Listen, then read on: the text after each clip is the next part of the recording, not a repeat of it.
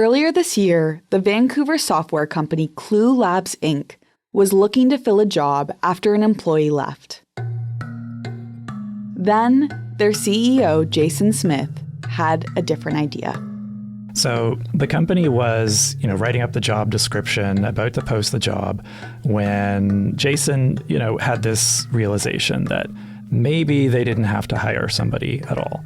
Maybe they could build like an AI workflow to do this job. That's Joe Castaldo. He covers AI for The Globe. Sometime later, at an all-hands meeting, Jason told the company that up to half of them could be laid off because he needed to reinvent the company for AI. In the end, about 85 people, which is 40% of the company, left. Some of them took buyouts and some of them were laid off. We've been hearing warnings about how artificial intelligence will disrupt the job market for years. And while mass layoffs are rare, more companies are starting to think about how AI can change the way they work. Today, Joe and the Globe's technology reporter Sean Silcoff are here. They'll tell us why executives are embracing AI, what it means for employees, and how likely we are to see mass layoffs because of it. I'm Allie Graham, guest hosting The Decibel from the Globe and Mail. Joe, Sean, thanks so much for joining us. Thanks for having us. Thank you. So, Sean, I'm going to start with you. So these conversations about how AI is affecting the job market have been happening for years now. And before we get into mass layoffs that we're beginning to see, Sean, could you walk us through what led up to this moment? Like, what kinds of discussions have companies been having about AI and how have they evolved? Well, you're right. AI has been a topic of discussion in the corporate world, I would say, for the better part of the past decade. But things really started to change after ChatGPT came on the scene in late 2022. We started to see some companies tinkering with AI, seeing how they could deploy it within their companies to, save money. But these were really, I would say, proof of concepts or experiments. Joe and I really started to notice quite a shift this year, though, in our conversations with CEOs of companies. You're now to the point where I would say there's the carrot and the stick approach. The carrot approach is at all hands meetings or, corporate getaways. People are being brought up on stage and featured. Hey, here's what people in the company are doing with AI to save money, use less resources. You should try doing that yourself.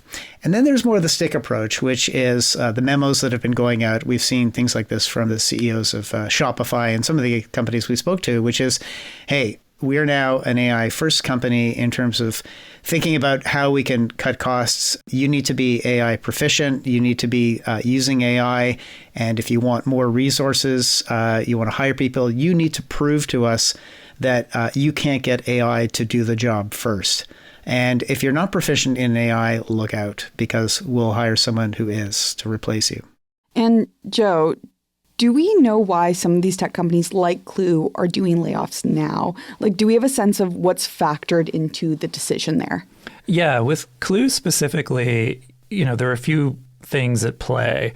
One, Jason Smith, the CEO there, he'd just been seeing how some AI tools, around coding and some other things were getting better. But also he was really worried about the competition. Like, as Sean mentioned, there are startups that can use some AI tools, grow really fast without having to hire as many people, without having to raise as much money.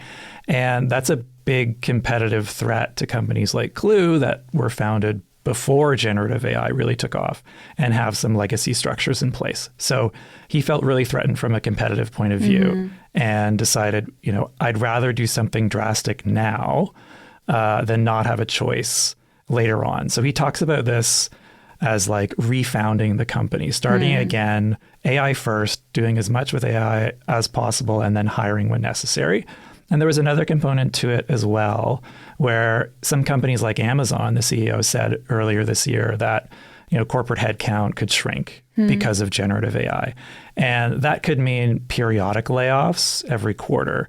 And Jason at Clue didn't want to go to that approach because that would kind of destroy morale, right? Every quarter having layoffs. So he thought it was better to just rip the Band-Aid off and do it all at once. And so at Clue, is the idea that AI tools or agents or what have you, they're going to be doing work as well as humans or as well as their employees, or what's the sense there? Well, they're still working through it, right? Like Okay. employees at the company are having to, in some cases, take on more work because there's fewer people while building out sort of these AI workflows. Okay. So in the example of the job that they didn't fill, the person writing content, the CEO is quite clear that it's not going to be the same level of quality, but it doesn't necessarily have to be. The way he phrased it is AI today, its capabilities are the same as like an average or below average worker. And like by definition, there's a lot of average people in the world. So not every company is announcing mass layoffs, but it seems like AI is generally impacting the workforce. Joe, you spoke to a number of executives about this. Are they planning to replace some of their employees with AI? How are they thinking about this?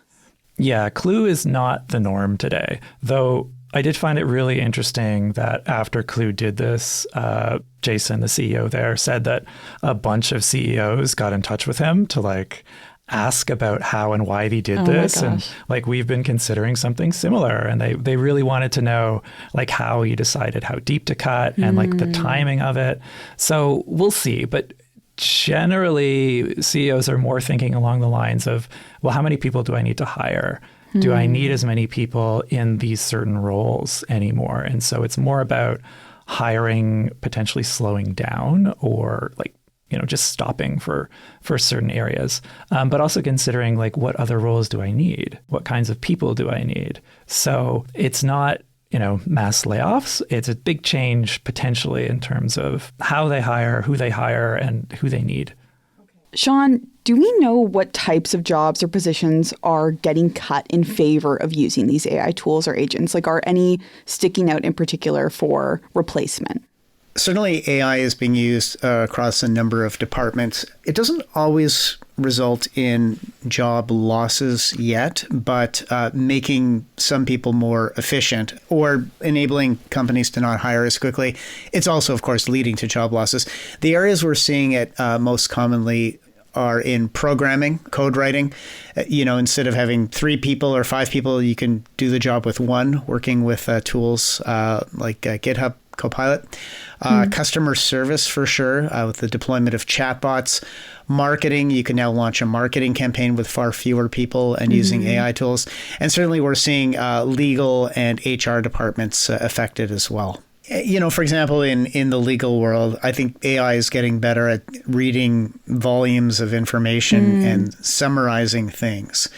A lot of law firms will tell you that's a good thing because that work is drudgery and it's given to sort of people at the lower end of the organization to do. So, machines are proving to be very good at answering basic questions, summarizing information. So I think a lot of those types of roles are going away.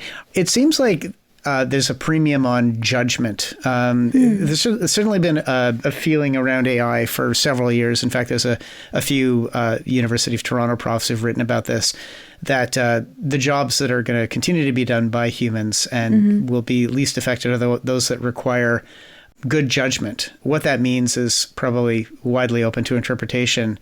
But it means that the humans who are still going to have jobs are going to have to be smarter, more intuitive, and know what to do with nicely summarized information that AI can provide for them. Could you give us a sense more generally, though, of what this shift has looked like for employees?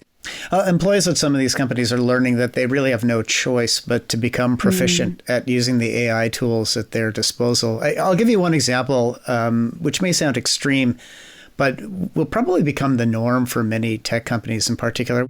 So Geotab is one of the largest private technology companies from Canada. It provides technology that helps fleet operators track the performance of their vehicles. It's based in Oakville. So we spoke to the CEO, Neil Cause, and he said he's starting to ratchet up the temperature when it comes to AI. So when people come up to him and say, geez, are we going to be replaced by AI? He says, no, but you will be replaced by people who do use AI. AI. What that means at Geotab is that every employee is getting an AI score. Oh. And I think we're going to see a lot more of this. Not everywhere, not every company across the board, but it's going to become more common. I'll give you an example of some of the things Geotab is using AI for. Things like writing customer proposals or coding, for hiring processes, reviewing legal documents. It's even exploring AI agents to handle video creation and repetitive tasks in HR. So this is the norm at Geotab. It's a company with 2,400 people. Joe, what is this all meant for junior level employees? Yeah, there's a lot of discussion right now about how AI is taking jobs from entry-level workers. And, in Canada, the evidence for that right now is pretty slim to none, to be clear. But it is a legitimate concern. We did speak to one tech company that said, we're not hiring entry-level coders anymore. We just don't need to. There's no demand for it because our existing employees are just getting a lot more done. There was a startup too that said something similar. Maybe in the past, the startup would, hire some interns, right? Some cheap interns to get stuff done. But the CEO was saying, no, we're going to hire somebody experienced because they can get more done with AI and it'll just be better quality. So, anecdotally, yeah, there's some impact. And there's this larger question about, generally, I think companies and society still value entry-level workers and recognize there is a need to train the next generation, right? So the question is, how does AI change that? How are younger employees going to learn?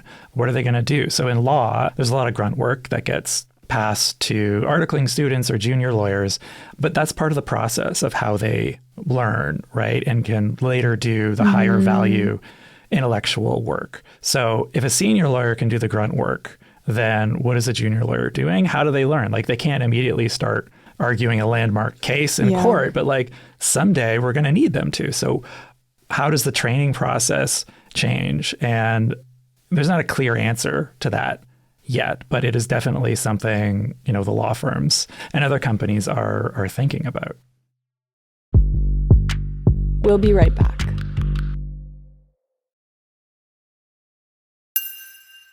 So it sounds like it's too early to know how these restructuring efforts are working out at the companies we're seeing some layoffs or AI integration at, but there have been some recent reports that cast doubt on this idea more generally that AI improves productivity. And the most prominent reports have been by MIT and consulting giant McKinsey. Joe, can you tell us what they found? Yeah, they generally found that despite all of the money companies are spending on AI, they're not seeing a financial return. Okay. And that's honestly not surprising. Other studies have found the same thing. And I think there's a lot of nuance to these studies as well. And I guess to summarize why companies are not seeing a return, the answer seems to be, they're just doing it wrong, which is kind of funny coming from, say, McKinsey, which is a consultant that you can hire to tell you how to do AI. Just ask us. Yeah. Yeah. But some of the reasons are, like in the MIT study, for example, companies are using AI for the wrong things. They're not looking at AI for boring back office administrative automation where you can get a return. If you're looking at AI for sales and marketing, it's harder to draw a bottom line impact from that. They also found that employees are using things like ChatGPT all the time on the down low to help with their jobs. Okay. And finding a benefit that way. But when it comes to a company trying to be hey, this is our AI solution, we're going to integrate it with all our other software and tools and data, it doesn't work well. Not that the technology doesn't work well. The integration part of it is hard. It's more of a learning issue than there being something fundamentally wrong with the technology. And I spoke to somebody who's fairly critical of generative AI about these studies. And, he was saying, it's really early. So to expect a return at this point, that was always optimistic, right? Because some of the claims were so hyperbolic about what generative AI can do. I think companies and the AI developers set expectations way too high. So, one of the notable findings in the MIT survey was about 95% of AI pilots failing. which is a huge chunk. Yeah. At the same time, maybe it's not all that surprising because, again, this technology is new and there's going to be a lot of experimentation with it to find out what works. But also at a time when there's just so much AI hype, valuations for companies are so high because of AI, this finding is worrying at one level. Is there any concern among CEOs or executives that you've spoken to? I mean, is there any feeling that this AI boom could be a bubble? Yeah, I mean, there's been AI bubble talk pretty consistently since ChatGPT came out, right? And every so often there's some new studies or some bits of news that, reignite the bubble talk. And certainly there could be a valuation bubble, right? Tech stocks are riding high on expectations that AI is going to deliver.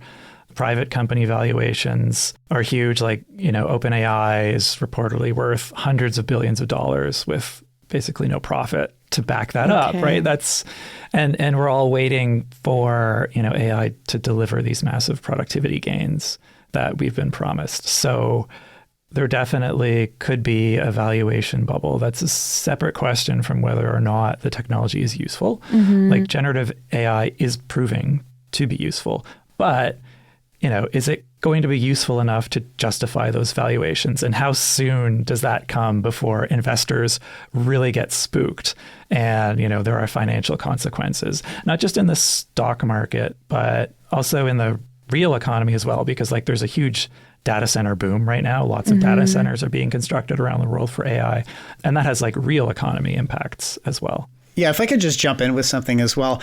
I mean, railways, when they came along, there was overbuilding, overinvestment. A lot of people lost money on railways. We still use railways. You go back 25, 30 years ago, there was a massive boom in spending in the internet. Same thing happened. The promise of a new technology, a new way of doing things, typically brings in a lot of investment, a lot of hype, a lot of people lose money. But longer term, the world runs on the internet now. And people could see that would happen 25, 30 years ago.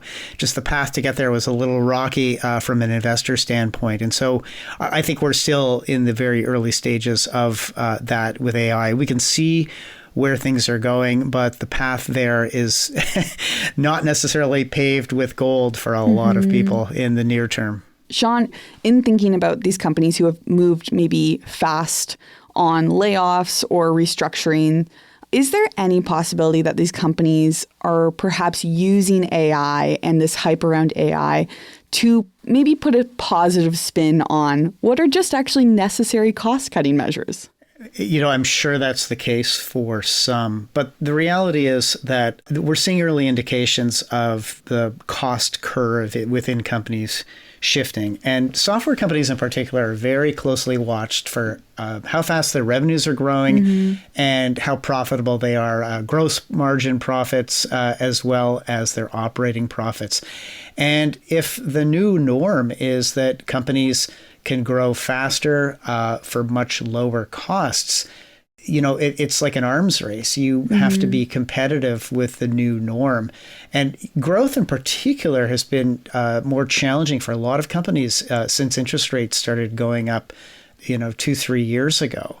So if you're not growing and your costs are still high, that's a problem. If you've got these nimble young companies that are coming up and they're able to do it at a much lower cost, grow fast, they have more resources that they can use using AI to do more things. And so, again, it's that arms race element of it. If you're not using AI like your competitors or your competitors of the future are, you're going to get left behind. And also, all of these companies have very demanding investors, venture capitalists, public markets investors, and they are not going to be very patient if they see that your profit and loss statement looks like the one of old versus the one of new that's coming up.